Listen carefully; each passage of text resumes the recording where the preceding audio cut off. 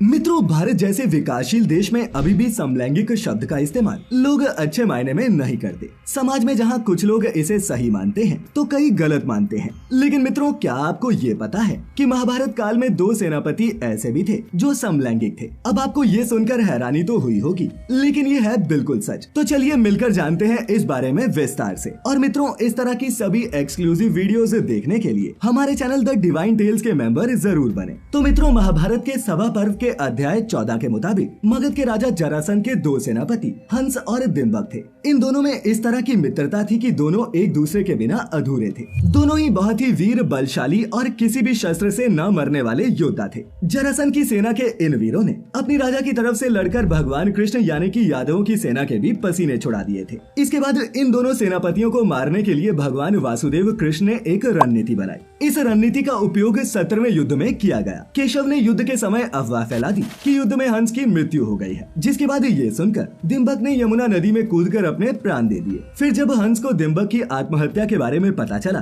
तो उसने भी यमुना में कूदकर जान दे दी। दोनों सेनापतियों की मृत्यु की खबर सुनते ही जरासंध बहुत ही हताश और निराश हो गया और अपनी सेना को लेकर वापस लौट गया। हालांकि इसकी कोई खास जानकारी तो नहीं मिलती, लेकिन कुछ विद्वानों का मानना है कि ये दोनों समलैंगिक थे। दोनों के इस तरह करीब होने को लेकर कहा जाता है कि उनमें मित्रता से कहीं ज्यादा कुछ था। हरिवंश पुराण के भविष्य पर्व के अध्याय 287 में इन दोनों का उल्लेख मिलता है। इस कथा के मुताबिक राजा ब्रह्मदत्त ने देवों के देव महादेव की पूजा की और 2 पुत्र प्राप्त किए, हंस और दिम्बक, जो दोनों भाई थे। ये भी कहा जाता है कि भगवान कृष्ण के बड़े भाई बलराम जी का युद्ध हंस के साथ हुआ और उसका वध होते देख सैनिकों ने शोर मचाना शुरू कर दिया कि हंस मारा गया। ये समाचार जैसे ही दिम्बक को मिला तो उसने यमुना नदी में कूदकर अपने प्राण दे दिए। हरिवंश पुराण के साथ साथ कई अन्य ग्रंथों में भी इन दोनों भाइयों की कथा मिलती है। इसी के साथ चलिए मित्रों, अब ये जानते हैं कि समलैंगिकता के बारे में हिंदू धर्म असल में कहता क्या है। तो आपको बता दें कि समलैंगिकता के बारे में सनातन धर्म ग्रंथों, पुराणों और शास्त्रों में बहुत सी कथाएं पढ़ने को मिलती हैं।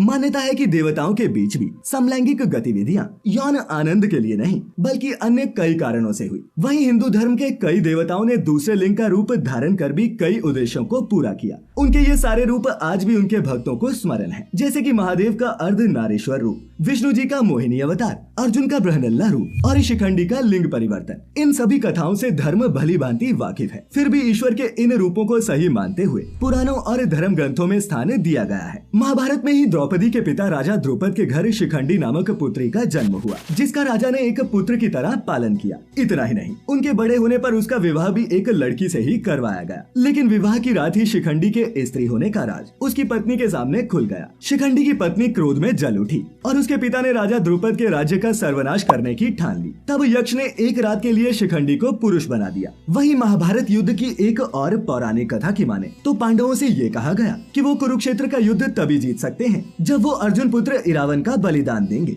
इसके बाद इरावन ने भी एक शर्त रखी। उसने भगवान कृष्ण से कहा कि वो कुंवारा नहीं मरना चाहता और वो शादी करने के बाद ही अपने प्राण त्यागेगा। इसके बाद मुरलीधर कृष्ण ने ही स्त्री का रूप धारण किया और इरावन के साथ विवाह किया और एक रात बिताई। इसके बाद पांडवों ने इरावन की बलि दे दी और अपने पति की मृत्यु पर कान्हा के स्त्री रूप ने इरावन की चिता पर बैठकर विलाप भी किया। वहीं दक्षिण भारत के भगवान अयप्पा के जन्म की कथा भी अद्भुत है। इस कथा के अनुसार महिषी नाम की राक्षसी को भगवान श्रीहरि विष्णु का वरदान प्राप्त था कि उसकी मृत्यु वही कर सकता है जो महादेव और नारायण जी की संतान हो। इस असंभव वरदान को पाकर वो और भी ज्यादा अत्याचारी हो गई। जिसके बाद जब समुद्र मंथन में भगवान श्रीहरि विष्णु ने मोहिनी रूप धारण किया तब भोलेनाथ मोहिनी पर मोहित हो गए और इससे उनका वीर्य स्खलित हुआ और भगवान अयप्पा का जन्म हुआ। इसके बाद अयप्पा जी ने ही महिषी का वध किया। अब मित्रों, बता दें कि स्त्री और पुरुष के संबंधों को लेकर जहां हिंदू धर्म ग्रंथों और पुराणों में बताया गया है, वहीं दूसरी ओर कोणार्क, जगन्नाथपुरी और खजुराहो के मंदिरों में समलैंगिकता को दर्शाती हुई मूर्तियां भी देखी जा सकती हैं। मित्रों, ये प्रदर्शित करता है कि पुरातन काल में सभी तरह के यौन संबंध खुले तौर पर उपस्थित थे।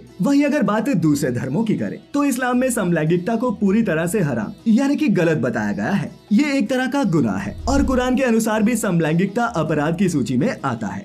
अब अगर बात बौद्ध धर्म की करें तो इसके तीसरे उपदेश में बताया गया है कि किसी भी मनुष्य को यौन दुर्व्यवहार से बचना चाहिए। लेकिन अब समलैंगिकता यौन दुर्व्यवहार है या नहीं, इस बात का कोई वर्णन नहीं मिलता। तो मित्रों, आज हमने जाना कि समलैंगिकता के बारे में क्या कहता है हिंदू धर्म। तो अगर आपको यहाँ दी गई जानकारी अच्छी लगी हो तो इसे अपने मित्रों और रिश्तेदारों के साथ भी जरूर साझा करें और इस तरह की सभी आध्यात्मिक और धार्मिक जानकारियों के लिए जुड़े रहें द डिवाइन टेल्स परिवार के साथ। तो मित्रों, फिलहाल आज के लिए बस इतना ही। अब इजाजत दें। आपका बहुत बहुत शुक्रिया।